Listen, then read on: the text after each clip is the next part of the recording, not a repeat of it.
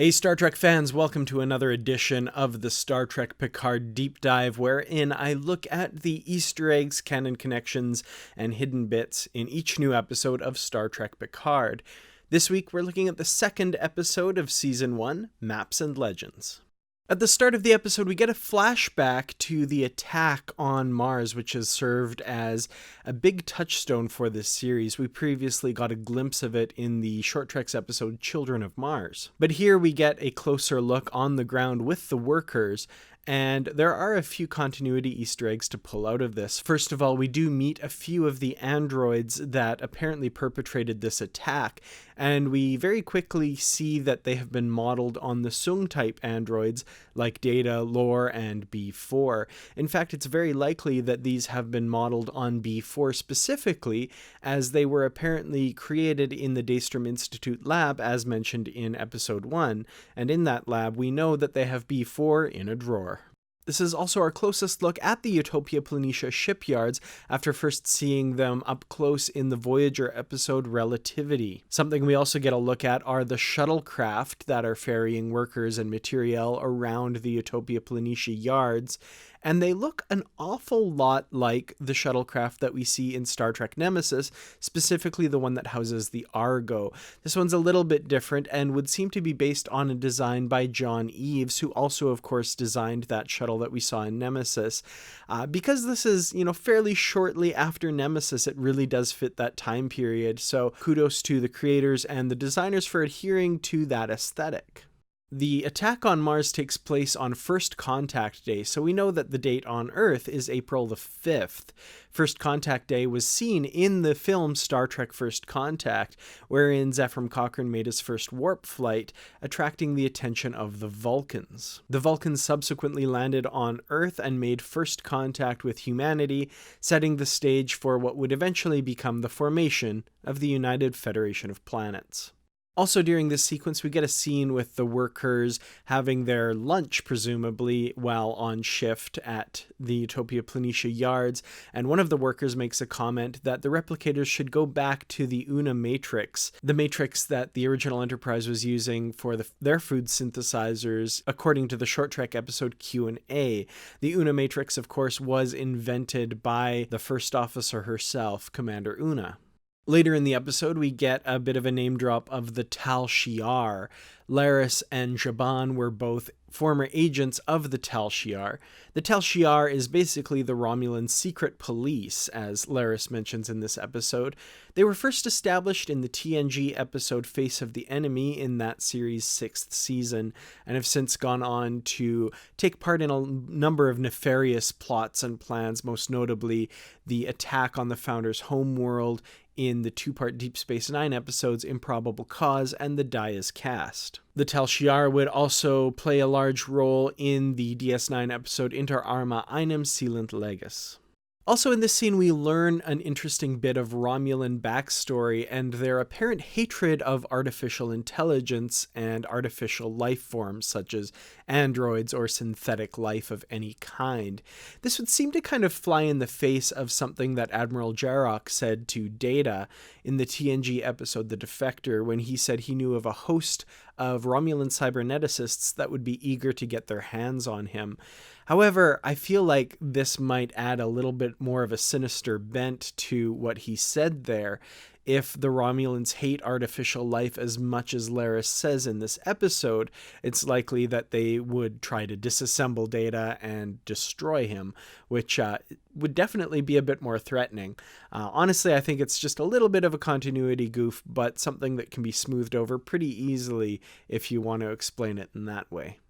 As I mentioned, Laris and Zhaban's background is explored a little bit here, and they are revealed to be former agents of the Tal Shiar, a fact that you would know if you had read the Star Trek Picard Countdown comics from IDW. Not necessary to read them to understand the show, but they do give you extra little tidbits that are a lot of fun, so I do highly recommend picking up all 3 of these issues if you haven't yet. The 3rd one is now out, and they are all available. Also name dropped by Laris is the Gorn hegemony. The Gorn are the lizard people most famous from the TOS episode Arena. Kirk fighting the Gorn is a piece of classic Trek that should not be missed. One Gorn also did show up in the Enterprise two-parter In a Mirror Darkly. We meet this character on the Borg cube, which is apparently colloquially called the Artifact by the people who work there. She is a Trill, which is of course the same species that Jadzia and Ezri Dax were on Star Trek Deep Space Nine. We see the telltale spots that indicate that species. We also learn a few tidbits here, such as that the government that oversees the cube reclamation site is the Romulan Free State.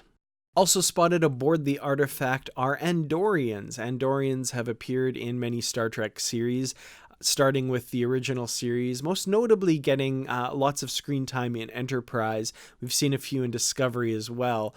So it's always great to see these guys in the background. They were a race that was kind of neglected for many years after appearing on TOS, not getting a lot of love in TNG, DS9, and Voyager, but kind of making a bit of a return in the Star Trek universe recently with Enterprise, Discovery, and now it seems Picard. We also get this interesting shot of a sort of, so many days accident-free sign here. It says 5,843 days without an assimilation.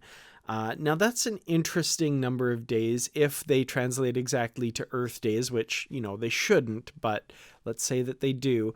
That would be a little over 16 years since the last assimilation. The timing of that is really interesting given that the attack on Mars was 14 years ago, and presumably the Romulan supernova was a little bit after that. So even before Romulus was destroyed, the Romulans have been working on this Borg cube. It's really interesting to try and think of what kind of technology, what kind of artifacts they've managed to reclaim from here, as well as the people that they've saved.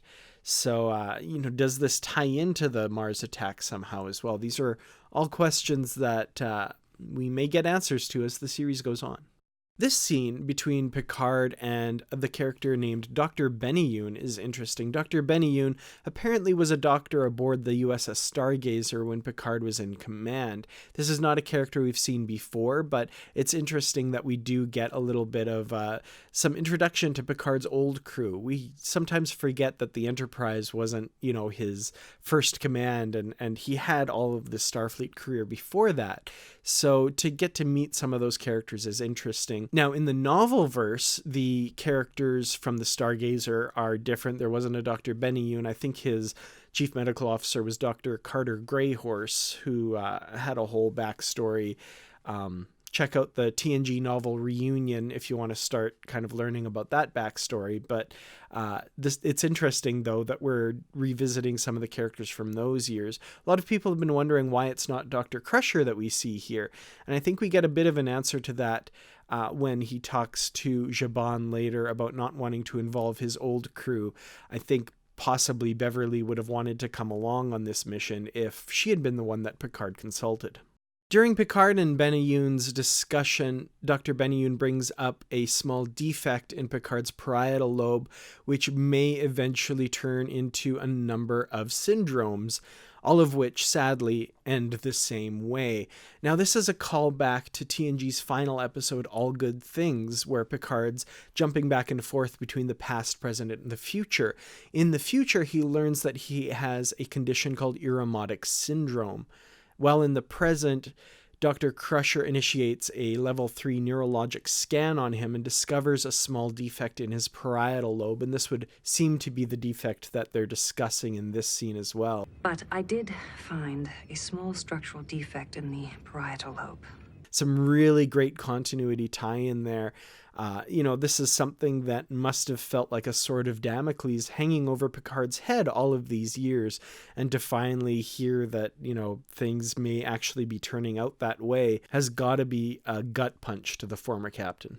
Next, we get Picard visiting Starfleet headquarters, and like much of the first episode, there are some interesting musical cues here that serve as Easter eggs. First of all, we get the theme from the motion picture that's kind of strongly been tied to Starfleet.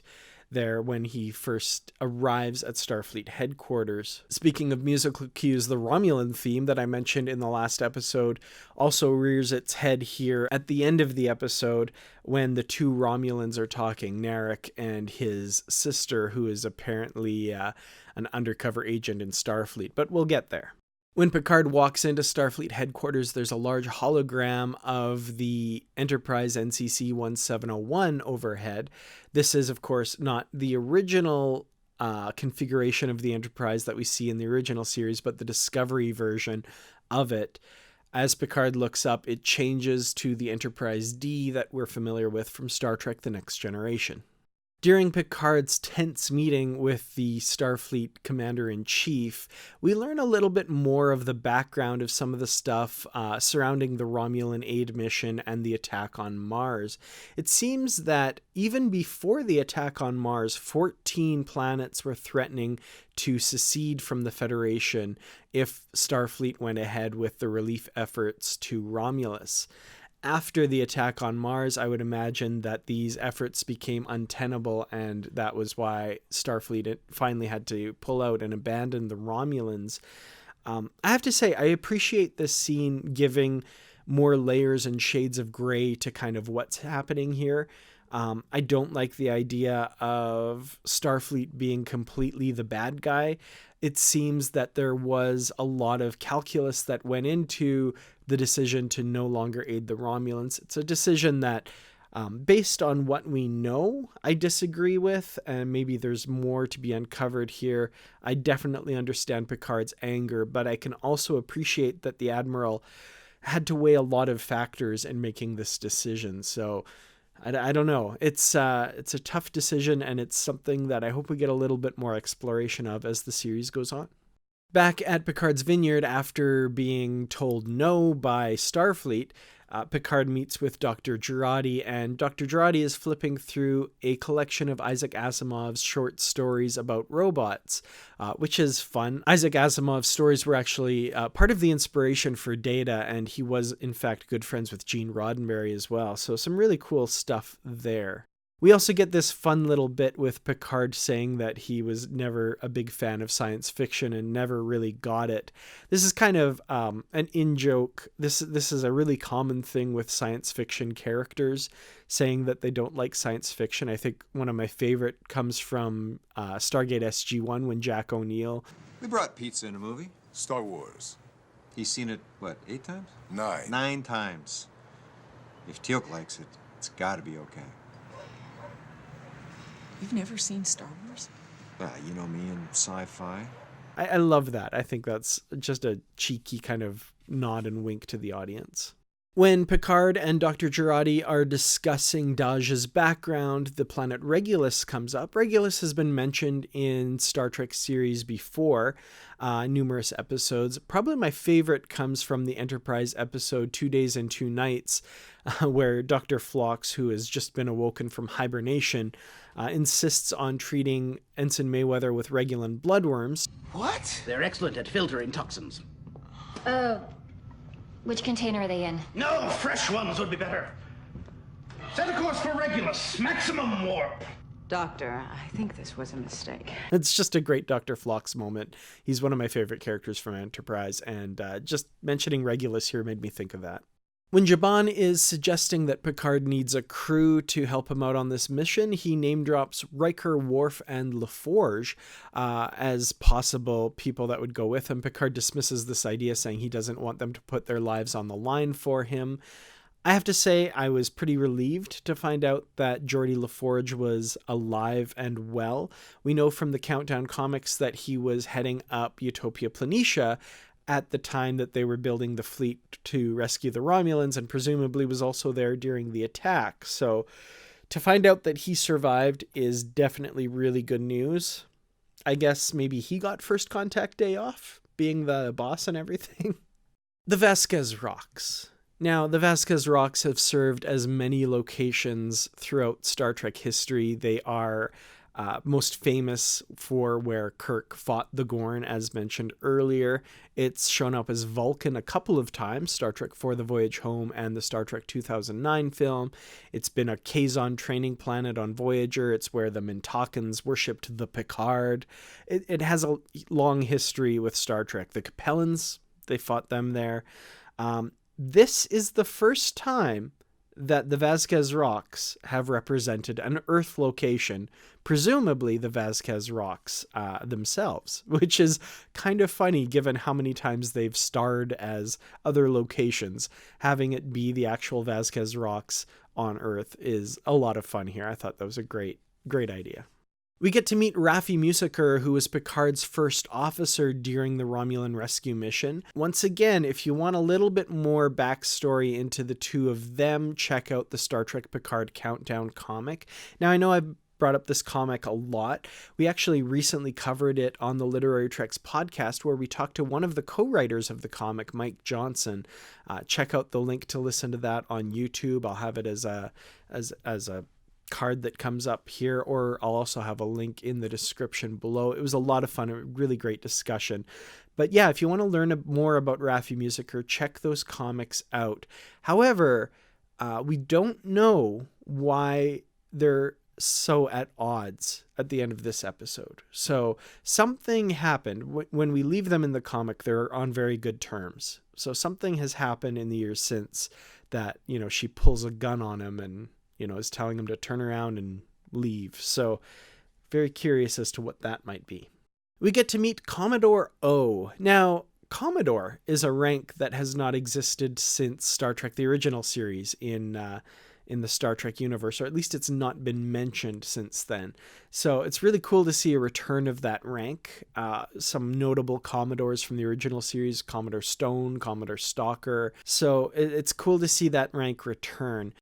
Now, this Commodore O, would seem to be an undercover Romulan who has infiltrated Starfleet based on her conversation with her operative, Lieutenant Rizzo.